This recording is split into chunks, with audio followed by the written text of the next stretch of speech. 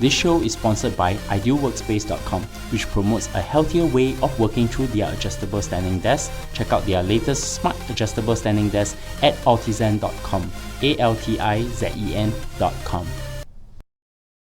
Welcome to Analyse Asia, the podcast dedicated to dissect the pulse of business, technology, and media in Asia. In this episode, I speak to Chenyu Zheng, former product marketing manager of Uber China, in a two-part conversation. In the first part, we discuss the digital experience in China and how they are distinctly different from the US. Hi, Chenyu. Hi, Bernard. How are you? I'm good. How are you doing? I'm good. I'm glad we are able to have this conversation because we've known each other for almost 2 years since my first article. Yes, it's quite difficult to actually get this meeting happen, but finally we got it happen. And I'm talking to Chenyu Zheng, former product marketing manager of Uber China and currently a freelance writer and artist. And she had a lot of interesting things to talk about because she has been writing many articles, and some of my audience have even popped it up to me and say, hey, why don't you get this lady on the show? And just before we start, Chenyu, where are you based in? Right now, I'm based in China. So I'm between US and China. And I was just in the mountain and writing my book. And now I'm back in my hometown in a small city on the Yangtze River. Oh, that's a very nice place. And I think it's probably one of the great sites in China to watch. And of course, to start off, we're going to have a pretty long discussion talking about China's digital experience with the mobile apps, and also something that which you are previously involved in is Uber China and where the Uber China mafia have gone. We will start off first by getting to know you better. How did you start your career? So I came to the US for high school, and then I went on to study economics at Princeton and Oxford. After that, I started my career as a financial analyst at Morgan Stanley in New York. But I've always kept Silicon Valley dream to join a startup. And eventually I painted the portraits of 15 entrepreneurs from Elon Musk to Sheryl Sandberg and displayed them at a Sequoia Capital conference. There I got recruited to join Whisper app, which is an anonymous social network, back in 2013. And it was one of the hottest apps, and the trend of anonymity was very popular. So I joined Whisper and got an opportunity to set up the entity in China for the following 14 months. So I worked closely with Tencent and built a small team in Shenzhen. And that's where I had my first immersion in working in China, and how I started writing more articles commenting about US and China and tech trends. And because of my articles about China and my work experience here, Uber recruited me to work on China-related marketing work. And I'm sure there's a pretty interesting experience working in Uber. But I guess because you have done in your career journey where you have been involved with a US startup and also in China as on behalf of Uber, what are the interesting career lessons learned? I think one of the lessons is to be relentlessly resourceful. For example, when I first came to Shenzhen to recruit a small team for Whisper app from scratch, I was tasked to recruit the team. So I would go on Dribble to look for talented designers, and I would guess their WeChat and Weibo IDs, contact them, because Dribble ID is like really important to designers, just like WeChat and Weibo IDs are important to our identity. So I was successfully got in touch with a lot of top designers through that way, and really got immersed in the design community. So really is these experiences taught me to be a problem solver. Same with Uber is like figure things out. I think the second one is know your unique values that you can bring to the table. Because I am from China originally, although I got educated in the States and UK, and I always kind of being reflective and see where I can add value to the company that I'm looking to join or I'm working for. So, for example, like working on bringing US companies to China became one of my unique values I can bring. Third part is prioritization versus multitasking. When you are working on a startup project, you basically have a to-do list like when you wake up as long as when you go to bed. So I learned to prioritize and really know the few things that you really need to get done first and the most important tasks. I think that's one of the lessons I learned as well. And also being also a responsible risk taker as well, right? Yes, be a responsible risk taker. I think it's like, I remember Reid Hoffman said, being an entrepreneur is like falling off a cliff and assemble an airplane on the ride down. And I think that when I left finance, a safer option to join a startup, there's a lot of risk. But I think being a responsible person, you'd think about like whether your talent can bring value to this startup, whether or not it ultimately a big success, and what things you can learn and you can contribute during the process.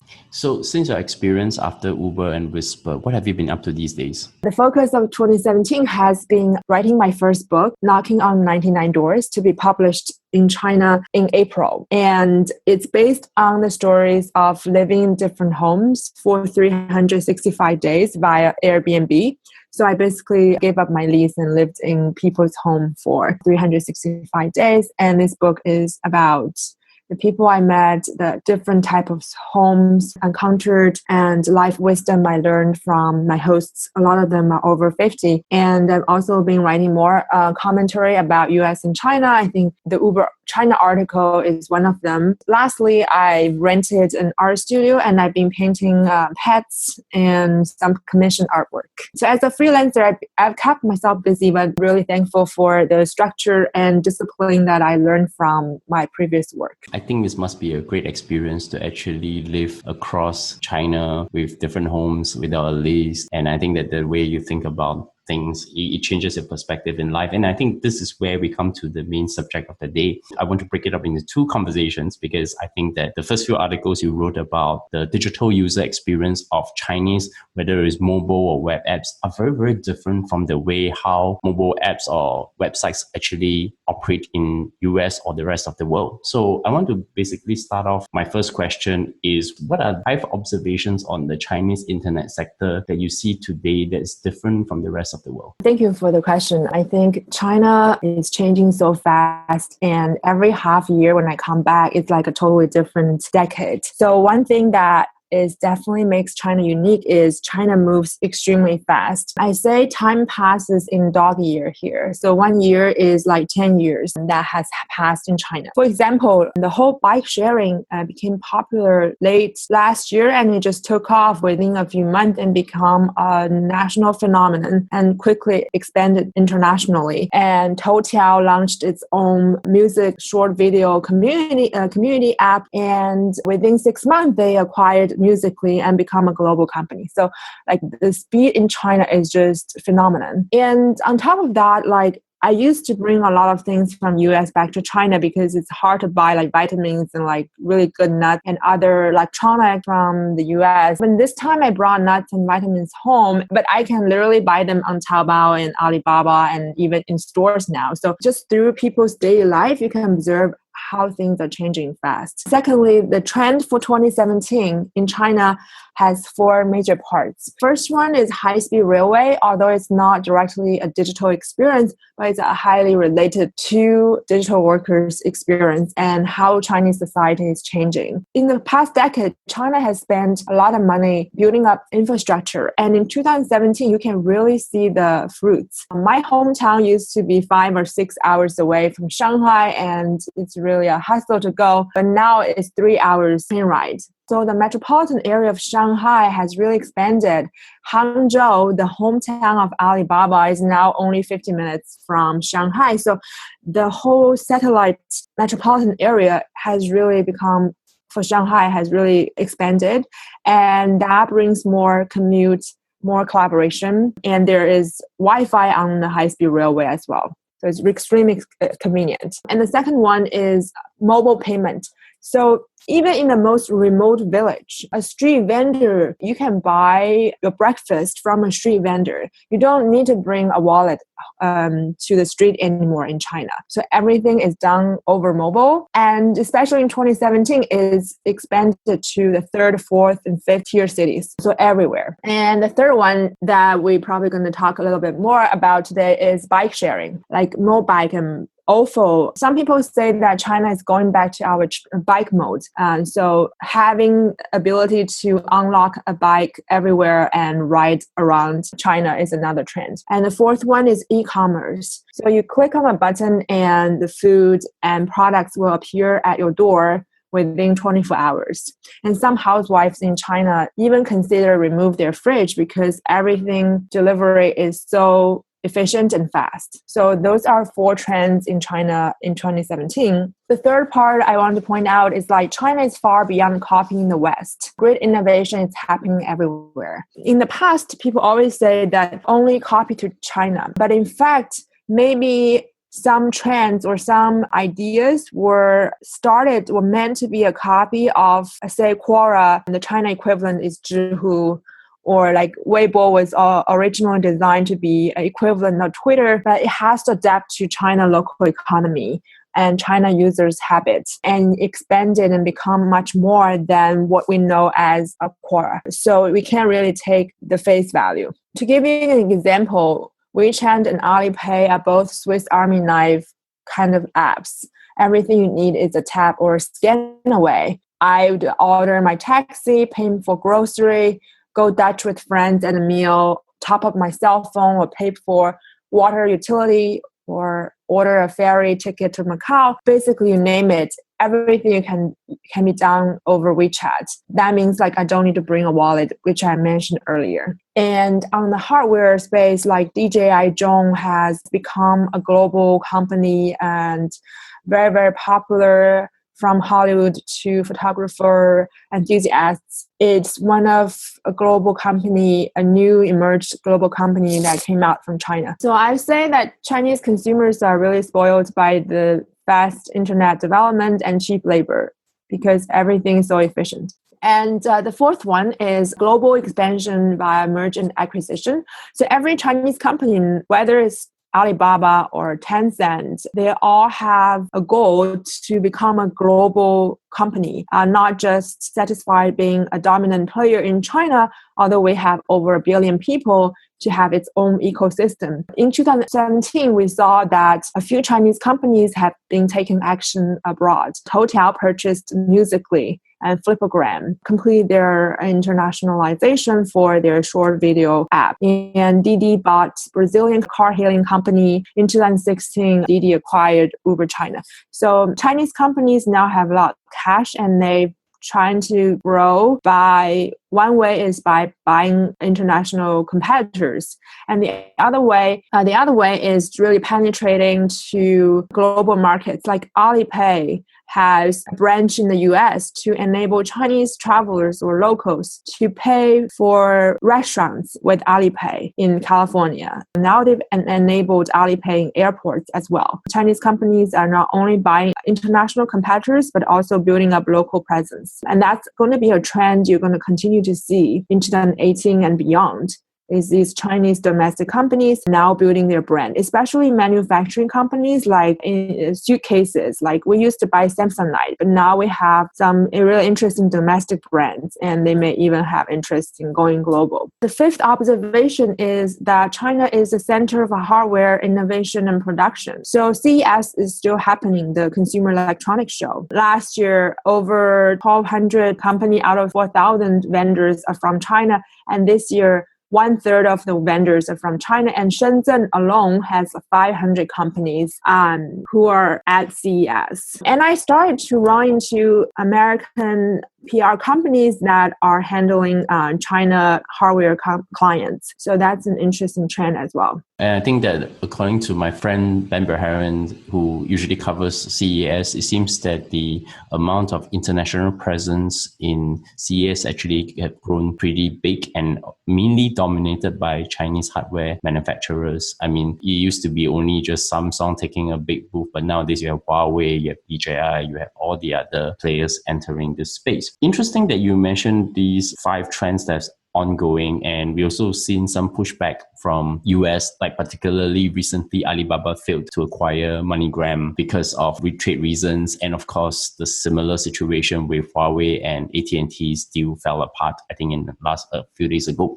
One thing I wanted to get a better understanding is I think you have seen the US culture and the Chinese culture. How is working and living in China differ from the US? To give you an example, just looking at the working schedule. In China, the internet companies follow 996 schedule. Basically, it means 9 a.m. to 9 p.m., 6 days a week. So that's like 72 hours that you go to work. In China, people often have longer hours and fierce competition because China is so big. And so always be hustling is not just a Uber core value. It's basically a basic survival rule in China. If you think that if Black Rock City desert of Burning Man is not inhabitable, in China, the startups and companies are always living in the desert, growing out of the alkaline land. Because China had these like huge conglomerates like Tencent and Alibaba, and they can just copy your feature and your company will be like literally a feature of their product. So startups are really hard to survive when you are having these big players. So I think that's a core difference is like the really tight working environment and constantly being facing competition in China probably is much higher than in the US. So you have written an article about the 10 mobile apps in China that many should know. One interesting point I wanted to get from you is that you mentioned quite early in our conversation that just copying an app directly from the US to China doesn't work anymore, right? That's also shaped the way how you think about why certain mobile apps in China are very unique. I just want to get a sense of your perspective on that, and maybe you can talk about what is it like of all these mobile apps in China that are so unique that people should know in the US or even for the rest of the world. I mean, the rest of Asia, when we talk about Southeast Asia and India, they also would be able to learn from. Copying a popular app directly to China does not work. Only when a validated need is combined with proper localization by the right team at the right timing. So I'll give you an example. Zhihu started as a copycat of Quora in 2011. It's a question-answer platform. It has since merged as a major lifestyle and Q&A platform where all the experts exist. Unlike that, Quora still remains as a Silicon Valley and tech-centric product. Zhihu is really a mainstream product in China, and people know that if they want to look for high-quality content in every domain area, they will go to Zhihu instead of Baidu. Because Baidu, you can like Google or you can go to Quora, right, in America. But in China, like you can go to Baidu to search for an answer.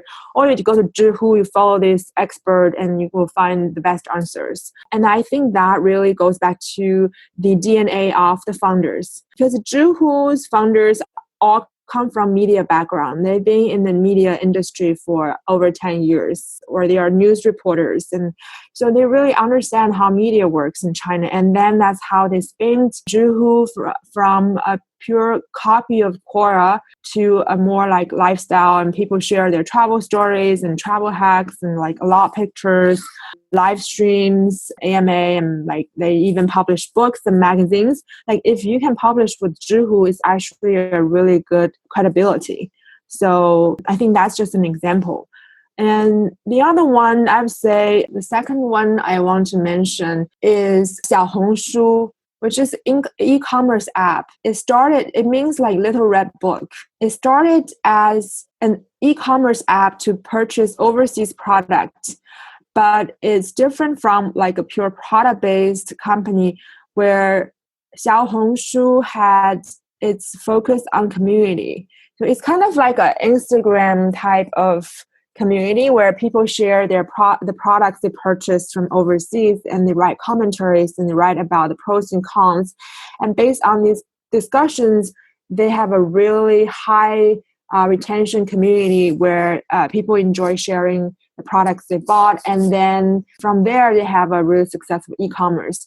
But in 2017, Xiaohongshu also started selling more domestic brands. And that's also a trend of 2017 is the Chinese domestic cosmetics and fashion and beauty brands have really been emerging, along with like the suitcases, lights, and all the home products are really emerging from China. It's going to be in my next article about the new age of consumerism has really arrived in China.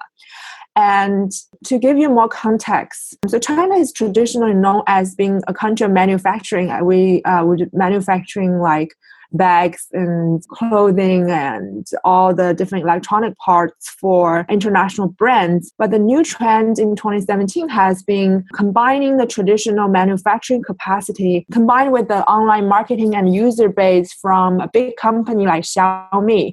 Like Xiaomi's vision is becoming China's Muji for lifestyles. So they invest in every kind of home products from luggage to lights. And everything that now you go to a Xiaomi offline store, you can buy luggage, you can buy headphones, you can buy lights, you can buy everything you need for your home. And these are made in China. And now people are actually really proud to use products that are made in China instead of just purely looking for foreign products. From your article, because you mentioned possibly the three most interesting examples, which is Zhihu, Xiaohongshu, and Xiaomi. And of course, Xiaomi is going IPO this year. We will be soon know whether they are going to be valued at whether the US 100 billion or 200 billion has been reported by the press. I am very keen to hear your perspective on WeChat. So everybody in China knows that WeChat is the most important social app in China. And also very little is known about the creator, Allen Zhang, from Tencent. One interesting thing that I know you have written is that you managed to distill some of the things that he had written into key product insights. So I want to just get some thoughts from you. What are the key product insights that you've learned from Allen Zhang in terms of thinking about products in China? Thank you for this question, because really Allen is like one of the most mysterious men in China. He's the father of WeChat, but he rarely appears in any interviews, and he is a very low-key person. But he is a product genius. And I think one of the lessons is on simplify. That is more like a universal for product. Is he said how many more features can be added until the product becomes garbage, and that the majority of so-called innovation just means complicating an existing problem. So he really trying to cut off features, cut off things that's unnecessary. One of the examples that really caught my attention is he said that the word successfully really bothers him. Like, this message has been sent successfully. He said, every time when I receive a push that says action has been completed successfully or this message has been sent successfully, I get paranoid by the word successfully. I told my team many times to remove this word, but still it appears. Today I made a command to permanently remove successfully from our product. Some say I'm too particular with the words to an extent of extreme. So basically, he pays attention to the details such as one word that can be really redundant. If this message has been sent unsuccessfully, then you would want to change that. So this just shows how simplifying philosophy even goes to the structure of a sentence. And really every word would matter in WeChat. So that's one thing with simplified products. And the other interesting part is the way WeChat grow. Of course, it had a lot of QQ users. So QQ and WeChat are two social networking apps in China. And QQ is the first social product that everyone got on. And WeChat came out in 2011 from a different unit. And initially, the QQ users became some of the early WeChat users. But when WeChat really grew virally, was through Shake to Add Friends feature. Bernard, I don't know if you have used this feature. I have used that feature when I'm in China, actually. Yeah, you're in a room and you shake your phone and then people will pop up. You can add people even miles away. So it is like a drifting ball, right? You shake and someone from like 5 miles away would appear. That feature was actually shown to me in Singapore by a Chinese friend who I visit very often. Yeah, but that was a few years ago, right? Yeah, that was a few years ago. And then when I went to China and I actually tried it, it's far more amplifying to use it. I think it's much more fun if you ever use it in China. Yeah, so it is because we have so many people in China. The really interesting part to me is how Allen formulated this thought about Shake to Add Friends feature. So he used visualization. He visualized WeChat's adding a friend by shaking. He said, imagine this, 2 trains pass by each other, and at the very moment of crossing path, he and she take out cell phones and wave, which activates the shake function. And then they have exchanged WeChat ID successfully. That's our ad right there. In 2011, he said the visualization of shaking feature, and later he made it happen. And I like how he would visualize the user scenario in such a simple way and make the feature as simple and easy to use as that. And on top of the shake feature, it has now some new applications. So Shazam, right? Like you identify a song you listen to at a bar, or like you hear some song and you want to figure out which musician it's from. So now you can shake your phone when you hear music in China, and it will pop up the name of the song, and you can share to your WeChat moment. That's a really interesting feature on top of adding friends. And the other part is like, because I worked in marketing, and growing user has always been one of the tasks of marketing manager. And I really enjoyed reading Allen's view on how to get more users on a social network. He said, how do app users get friends on the network? It has to be coming from the user's own hands. Any hack that imports context by bulk will generate little real result. That reminds me of a very common practice in marketing is called give-get. It's referral marketing.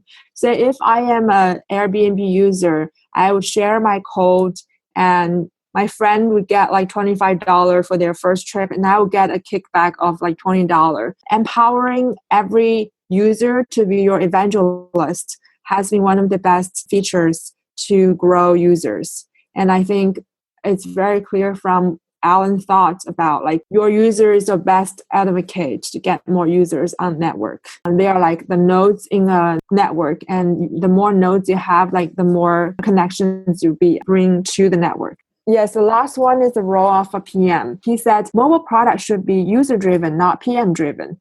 The role of a product manager is to find the 80-20 sweet spot and activate it. This is interesting, right? He basically, from time to time, he put his own product insights into the WeChat moments. I think the most recent one he did was the WeChat mini programs. He actually visualized the mini programs in terms of how it works. You scan a QR code, a particular function that is within that location will activate, and you can basically use your user experience. I think it's pretty difficult to hear from the person who actually created WeChat, given that he's been taking such a low profile. I only have one final question before we close and we get to the next part of our discussion is when you think about user experience from US and China tends to be more holistic, meaning that you can put everything into one, like a super app like WeChat. Whereas in the US, if you look at Google, Facebook, they're very separate from each other and they're very, very distinct. Do you see the user experience from China would move towards that, or maybe it's going the other way around? Because I also see the similarities of Japan and Korea adopting something very similar to what's happening in China, where you have Line and KakaoTalk, where they are the super apps as well. I think both trends are happening in China. On one hand, apps like Alipay and WeChat are like your lifeline. It's like your address book and your bank account. So they want it to be comprehensive, and they want you to be able to have access to everything you need within WeChat. But there's also like separate Jingdong app. So actually the other trend is the mini program is actually replacing apps. Like now to be an entrepreneur actually in China is a lower friction because you can build a mini program within WeChat ecosystem instead of like hiring an engineering team and build a whole product and then releasing the iTunes store. So WeChat is like its own ecosystem, and Alipay, because it's the biggest head-to-head competitor with WeChat, and they also want to have your everything there. But on the other hand, if you look at Zhihu, right, it breaks into two apps. One is a main app, and the other one is called Zhihu Daily, which is like a pure news consumption app. And WeChat also has its own standalone WeChat reader, so you can read books in the WeChat standalone apps. So I think the trend is in both ways. Toutiao has its own short video community, its own music community app, and its news app. It's going in two directions, and there's no right and wrong in which direction they should take. Yes, I think because in China, people are so used to the Swiss Army knife model. If you want to reach billions of people, some people are still using the very basic smartphone. They may not be able to download so many apps, but WeChat will be a one-stop for everything, or Alipay will be one-stop for everything. But at the same time, like people also enjoy the freedom of downloading more apps and using like for specific vertical functionalities. So many thanks for discussing the digital experience in China and how actually the typical Chinese users apps and some of these interesting apps and product insights that's coming from Allen Zhang that you shared with my audience. We're going to take a break and we'll be coming back in part 2 where we're going to talk about Uber China Mafia.